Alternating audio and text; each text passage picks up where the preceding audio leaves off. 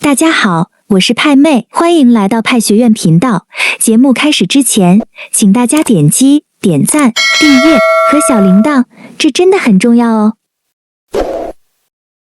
很多派友问，派币值钱吗？卖给谁？谁来接盘？今天我们就好好分析一下这个问题。由于很多小国家自己的金融系统无法建立，系统崩溃后直接使用美元，这就是美元化。比如巴拿马、厄瓜多尔美元化，受美国货币政策影响。去美元化指的是不受美国的货币政策影响，大的国家都在去美元化，小的国家更喜欢派币出来，这些小国可以直接用派币，这样子就可以摆脱美国的货币政策影响。大国也一样，也可以拿派币来抵御金融风险。所以不管是去美元化还是美元化派都是受欢迎的。之所以受欢迎，就是因为它去中心化，不存在人为控制和超发问题，解决了货币最重要的信任问题。所以它未来将会成为全世界最有前途的投资标的，也会成为全球储备货币，成为公司和派有钱人的储备货币。人人购买派币，我们的币就值钱。有人会问，这个派币谁要啊？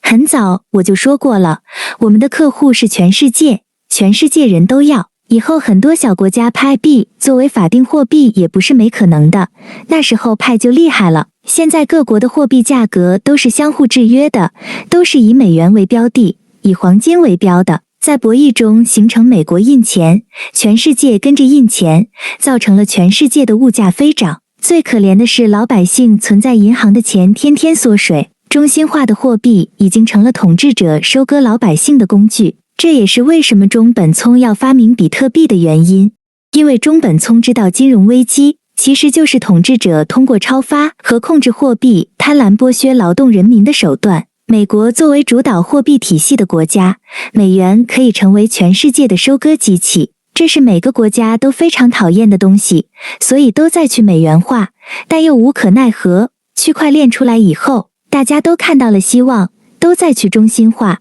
货币非国家化是货币未来发展的方向。区块链由社会发行，市场竞争永不增发，区块链不存在通货膨胀，不存在控制，也不会收割老百姓。不同国家的货币之所以出现崩溃，是因为现在经济已经全球化，各个国家的货币不能自由流通，没有一个统一的价值，操控货币就可以收割财富。各个国家争权夺利，造成了货币体系的不稳定和崩溃。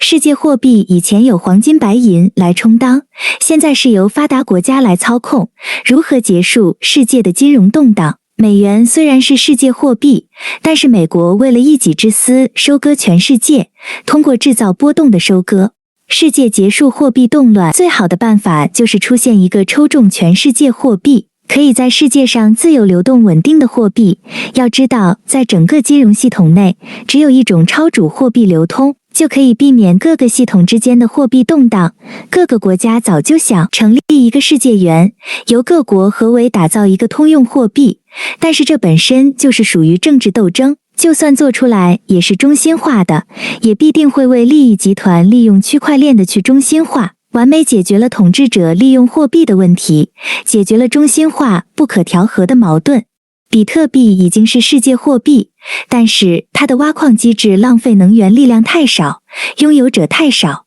转账速度不快，没办法，现实落地应用更没有生态，注定无法完成使命。以太坊也是一样，交易速度慢，无法满足全世界的支付需求。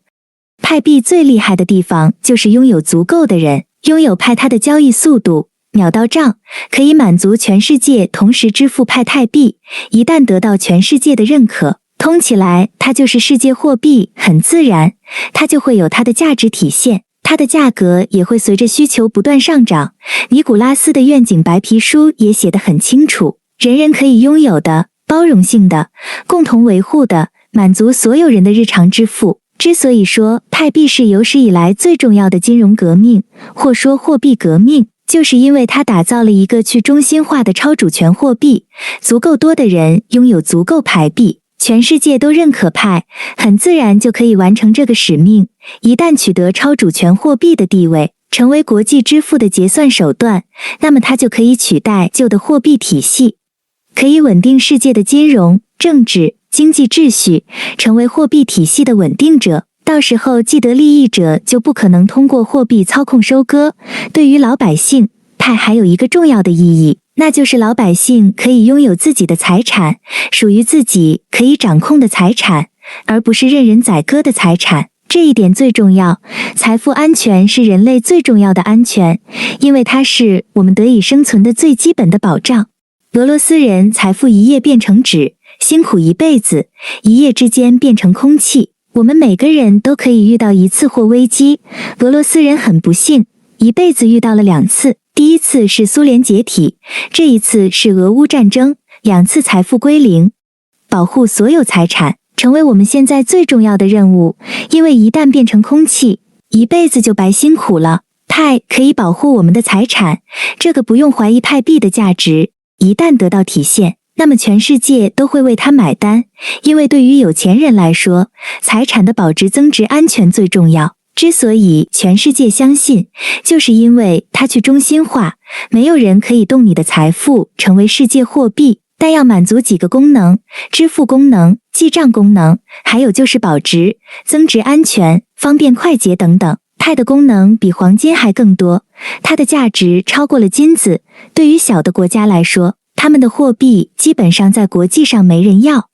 也就是说，它不能参与国际流通，它也没有货币话语权，所以小国家大部分都会支持派，甚至直接取消本国货币。假如一个小国家取消本国货币，直接用派币结算，那么它的货币不仅在本国，在国际上也可以自由流通，加上派不断增值，他们的财富很自然就会增长。所以到时候很多小国自然会认可支持货币，最终的使用者是老百姓。只要得到全世界的认可，那么它就可以在全世界自由流动派币，在技术上可以保证，可以成为世界货币。只要它的量足够多，拥有的人足够多，它的币值就可以足够的稳定。币值稳定是可以成为世界货币最重要的原因，只有币值稳定，它才可以作为记账的工具，买卖双方才愿意用它来作为支付的手段，全世界都会认可，不会用于现实的支付，不会把它当成一个炒作的东西。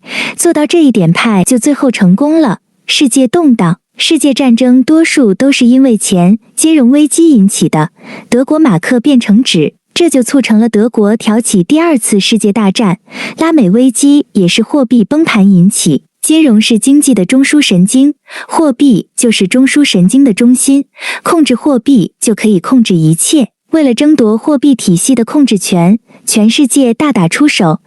这个普京呢很可怜的，他的经济一直无法发展，就是因为金融控制权掌握不了。这次又被美国搞死了。区块链还有一个更深层次的意义，那就是老百姓的口袋不再被既得利益集团掌控，让老百姓的财富真正归于老百姓。从这个笨重的金银铜铁到纸币，再到电子支付，从中心化到去中心化，派币不知不觉完成了金融革命。它的意义在于减少国际交易费用，让利益集团无法控制货币，促进和稳定经济的繁荣和发展，创造价值，可以避免金融危机，避免货币崩盘，保护私人财富。用纸币或者其他东西换派，只是换了一种价值的储藏手段。只要有人认可和接受派币，那么他的钱就不会消失，又可增值，他就乐于转换储存的方式。对于我们朋友来说，人家愿意拿多少东西来交换，那么它就值多少钱。最后要说一点，派有的共识价格直接可以影响全世界对它的认可。